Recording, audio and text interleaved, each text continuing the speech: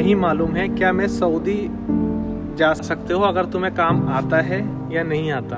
यहाँ पे जॉब की कमी नहीं है, काम बहुत है यहाँ पर। जैसे मान लो, हेलो दोस्तों, welcome back to my channel. तो कैसे हैं आप? उम्मीद करता हूँ सब खैरियत से होंगे। अगर आप मेरे चैनल पर नए हैं तो चैनल को सब्सक्राइब कर लेना, साथ में बेल आइकन भी प्रेस कर देना। कुछ सवाल लेकर आया हूँ, आपके कमेंट के जवाब देने हैं, जो मुझे लगा सवाल के जवाब देने चाहिए। तो मैंने कुछ कमेंट के सवाल लिए हैं और उनके मैं आपको जवाब दूंगा। क्या क्या सवाल थे मैं बताता हूँ और फिर उनके आपको जवाब दूंगा, आपको भी पता चल जाए उन सवालों के जवाब। तो पहला सवाल पूछा था, भाई साहब मेरे सवाल ये है कि निहाई लगने के बाद कफाला हो सकता है क्या।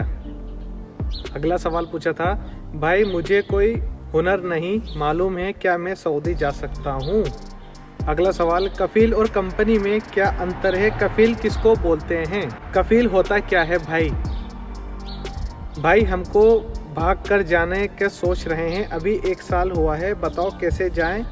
भाई हम सऊदी से इंडिया में छुट्टी से घर गया और वापस नहीं आया तो कितने साल बैन लग। अगला सवाल, भाई मेरा इकामा नहीं बनाया है, 1 महीने हुआ है, हमको घर जाना है, कैसे जाएं। तो ये कुछ सवाल थे, मैं आपको इनके जवाब बताऊंगा क्या क्या जवाब है।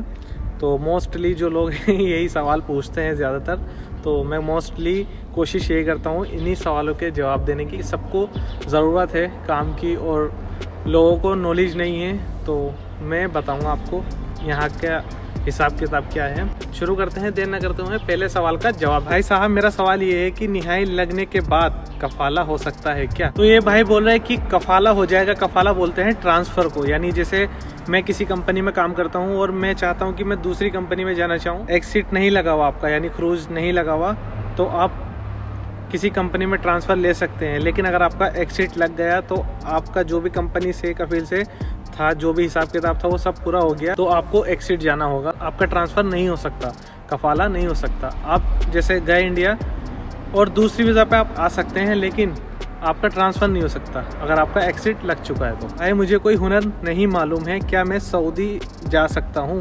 बिल्कुल आ सकते हो अगर तुम्हें काम आता है या नहीं आता। यहाँ पे जॉब की कमी नहीं है, काम बहुत है यहाँ पर। जैसे मान लो तुम किसी हेल्पर के काम में आते हो तो यहाँ पे तुम्हें काम सीखने को मिलेगा, प्लस पैसा भी मिलेगा, प्लस अरबी सीखने को भी मिलेगी। तो यहाँ पे हेल्पर की जॉब बहुत है, यानी हेल्पर की काफ़ी ज़रूरत रहती है, वैकेंसी निकलती रहती है हेल्पर की भी। तो आराम से आ सकते हो अगर तुम्हें कोई काम नहीं आता, और कोई काम आता है तो तुम उसमें भी आ सकते हो। टेंशन लेने की बात नहीं है, तुम्हारा काम हो जाएगा। अगला सवाल, कफील और कंपनी में क्या अंतर है, कफील किसको बोलते हैं। कफील और कंपनी में क्या अंतर है। कफील के पास तुम यानी डायरेक्ट कफील से बात कर सकते हो, कफील तुम्हें डायरेक्ट तनख्वाह दे सकता है। और कंपनी में क्या होता है, कंपनी में सुपरवाइज़र होता है, मैनेजर होता है, उसके ऊपर और भी लोग होते हैं। तो कंपनी में ये होता है, कफील आपका सुपरवाइज़र होगा, मैनेजर होगा, बहुत सारे लोग होंगे। लेकिन कफील जो होता है, कफील तुम्हारे साथ काम करेगा, यानी डायरेक्ट बात होगी, बीच में कोई नहीं होगा, सुपरवाइज़र मैनेजर कोई नहीं होगा, तुम और कफील होंगे बस, तीसरा आदमी कोई नहीं होगा। तो कफील जो होता है, कफील से तुम डायरेक्ट बात कर सकते हो, लेकिन कंपनी में तुम जो ओनर है उससे बात नहीं कर सकते। मैनेजर सुपरवाइज़र से बात करेगा, जो नीचे लोग काम करे उससे बात नहीं करेगा। लेकिन कफील जो होता है वो डायरेक्ट तुमसे बात करेगा। कंपनी बड़ी होती है लेकिन कफील उसके पास ज़्यादा आदमी नहीं होते, लेकिन कंपनी के पास बहुत लोग होते हैं। कफील होता क्या है भाई, कफील क्या होता है, कफील आपकी तरह मेरी तरह इंसान है।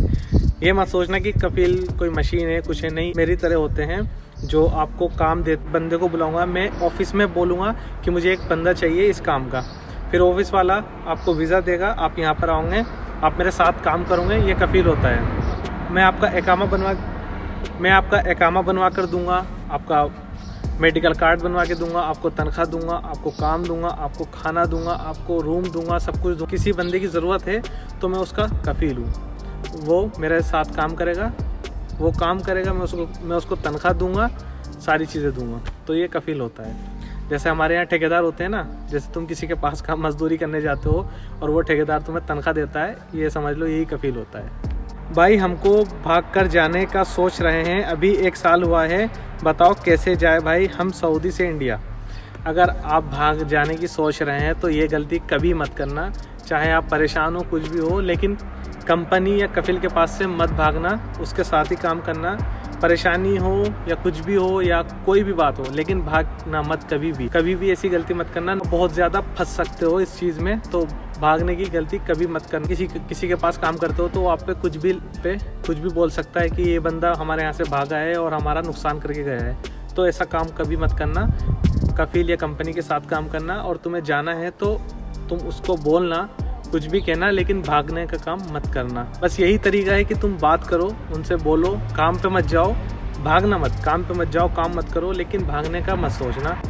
लेकिन ये मत कहना कि मेरा दिल नहीं लग रहा, इस चीज़ों से बचना बस। अगला सवाल, भाई अगर मैं छुट्टी से घर गया और वापस नहीं आया तो कितने साल के लिए बैन हो जाऊंगा? यानी इन भाई का सवाल है कि मैं अगर जैसे छुट्टी यहाँ से जाता हूँ, कंपनी ने मुझे या कफील ने 3 महीने की छुट्टी दी और मैं अपने घर गया इंडिया, उसके बाद 3 महीने पूरे हुए मैं नहीं आया सऊदी, फिर क्या होगा? अगर आपको आना ही है और आपको कुछ प्रॉब्लम हो गई, जैसे आपको चोट लग गई या कुछ प्रॉब्लम हो गई, नहीं आ पाए, उसका सोल्यूशन ये है कि आप बात करो कंपनी या कफील से, वो आपकी जो छुट्टी है एक्सटेंड करा देगा, यानी आपकी छुट्टी बढ़ा सकता है। लेकिन अगर आपको आना ही नहीं है, कि जाने के बाद आना ही नहीं है कि मुझे नहीं आना, उसके बाद क्या होगा? आप बैन हो जाओगे 3 साल के लिए। आप 3 साल तक नहीं आ सकते, किसी भी काम में नहीं आ सकते।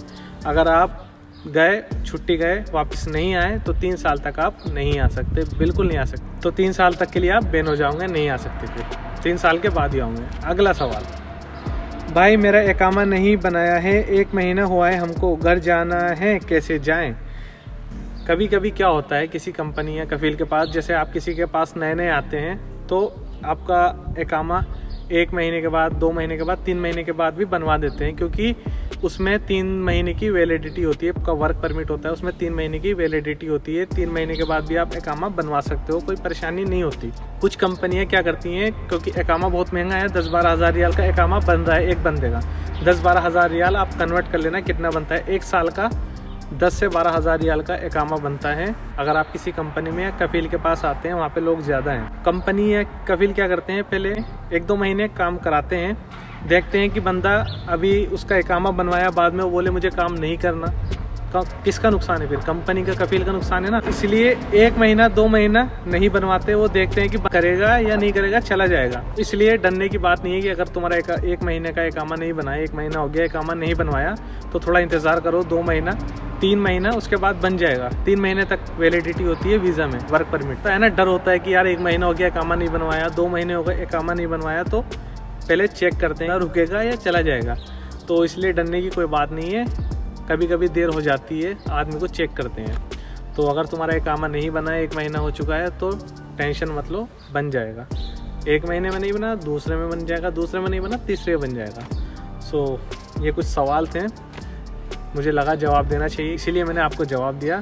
So that's about it. आज के लिए इतना ही। अगर आपको वीडियो अच्छी लगी हो तो वीडियो को लाइक करना, चैनल को सब्सक्राइब करना, वीडियो को अपने दोस्तों में शेयर। आना हो या किसी को जानकारी नहीं है तो वो वीडियो देख सके मेरी, और उनको भी थोड़ी बहुत जानकारी हो जाए। अगर आपको कुछ पूछना है तो कमेंट में मुझसे पूछ सकते हैं, या मेरा इंस्टाग्राम है, आप मुझे इंस्टाग्राम पर मैसेज कर सकते हैं। पहले 10 पार्ट में बना चुका हूँ, आप देख सकते हैं जाकर, आई बटन पर आ रहा होगा, और ये 11वां पार्ट है। 10 पार्ट ऑलरेडी बना चुका हूँ।